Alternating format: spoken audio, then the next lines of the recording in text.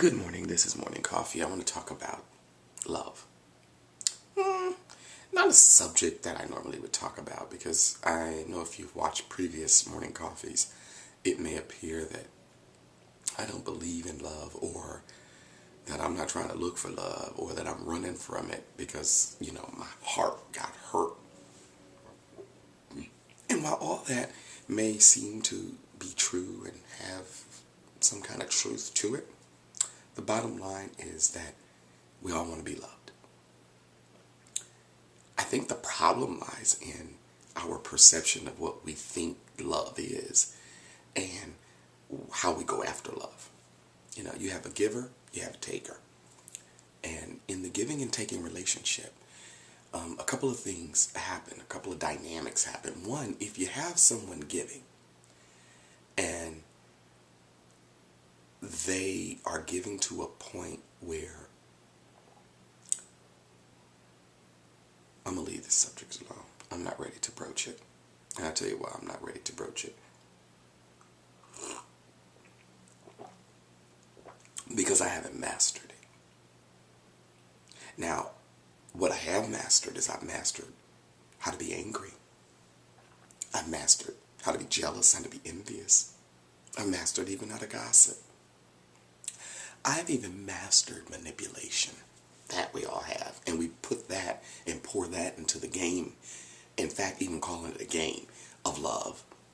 I've mastered, what to give, what not to give, what to say, what not to say, so that I could get the desired response that I want from you. And then when I get the desired response, I move on to the next. Or if I don't get their desired response, and many of us, especially men, and even women will say, oh, that's just how men are. Crap. That's how people are. We use fear to interact with each other. And so if I make you afraid, you make me afraid. I want to be challenged so that I can find the courage to get over the false sense of protection and the false sense of being loved. I'll use whatever I can do to challenge you so that I can get the desired result. And I can be powerful and I can win and I can be in control. None of that's love.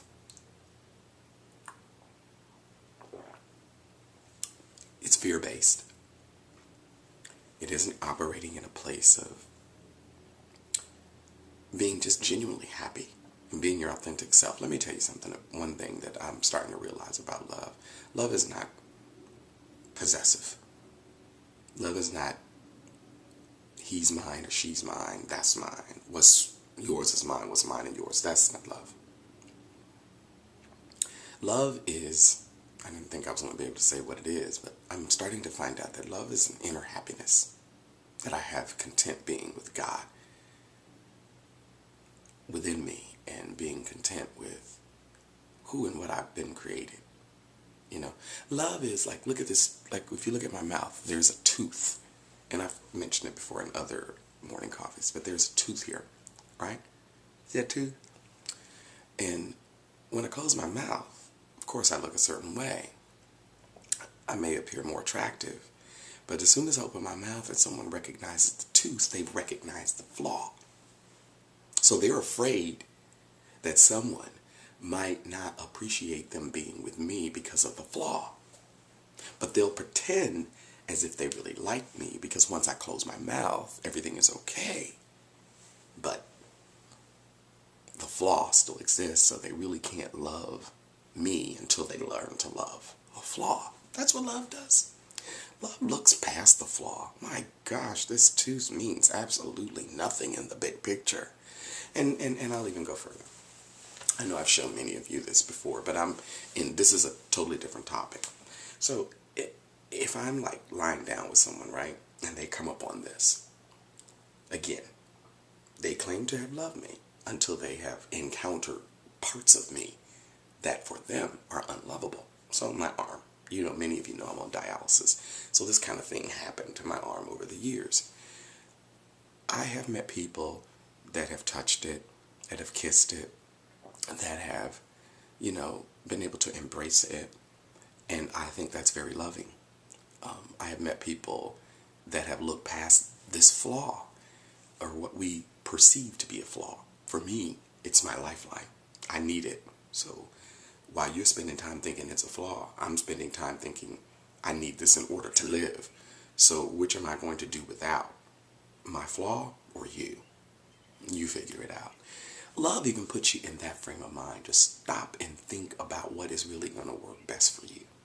Because everybody isn't going to work for you, because we are still operating mass to mass, and we're still keeping people binded and chained in fear. Even me, I do it. I'm guilty. Guilty. God knows I'm guilty. And I take a look within, though. I start to realize that, it is not my job to make someone happy, and it is not their job to make me happy. Happiness is something that God gives me, and something that I need to treasure and cherish. And I share, but I never compromise it to a point where I think that I need you in order for me to be happy. That would be like saying, I need you to accept the tooth that's grown out of place over the years, which I think I might get fixed, but on my terms, and if I want to, and because I want to, and not because I'm trying to please someone else so that they can like me. Because here's the funny thing. You can get someone to, let's say if I go and I had surgery on my tooth and they put it in the right place, and I did it with the mindset of whoever I'm with so that they could like me, then I did it for the wrong reason. Because if they liked me or if they loved me, they wouldn't place that expectation on me, because they would be where I'm at, and that is willing to accept me, good, bad, and indifferent. I am so much more than the tooth in the arm. Trust me. That's why many of you listen to Morning Coffee. I'm way beyond that. And, plus, when I dress it up, I don't look like what I've been through. Whoever wrote that song, thank you for the lyrics. Getting back to love. So it is my responsibility to learn how to harness and learn how to nurture this happiness. And don't go and put my happiness in someone else's hands, because all they'll end up doing is dropping it. And they probably need to drop it, because then when I put it in their hands, I'm making them responsible for my happiness. Did you hear what I said? It is time out that we stop making people responsible for our happiness. Learn to become responsible for your own happiness. Harness it. Enjoy it. And you do it by simply embracing and learning to accept it. And learning just to simply love you. When you really get to the core, we all say this. Learn to love you first. But how many of us actually apply the principle? And you'll know. Because the moment you are distracted and you start to do something out of your character to make yourself fit into someone else's character or fit for them, you'll know. Even in friendships, this occurs. I'm having an experience right now to where I love certain individuals, but I know that I have to have a crucial conversation with them. And a part of me is afraid, because I'm afraid of what they're going to judge or what they're going to say, how they're going to think. But again, that's putting my happiness and making them responsible for the decision that I know I need to make ultimately for me, regardless of the outcome of the crucial conversation. The fact that I want to have a crucial conversation means that I do love them. And I love me enough, to put it out on Front Street that this is something that needs to be taken care of. And it needs to be taken care of, in this conversation, regardless of the outcome. Love is as love does. No doubt I belong to a church that has love in its name. So it's constantly in my mind, to create an atmosphere within myself and for myself of love. Yes. So with that being said, I guess I had a little bit more to say than I thought. Have a blessed day. Bye-bye.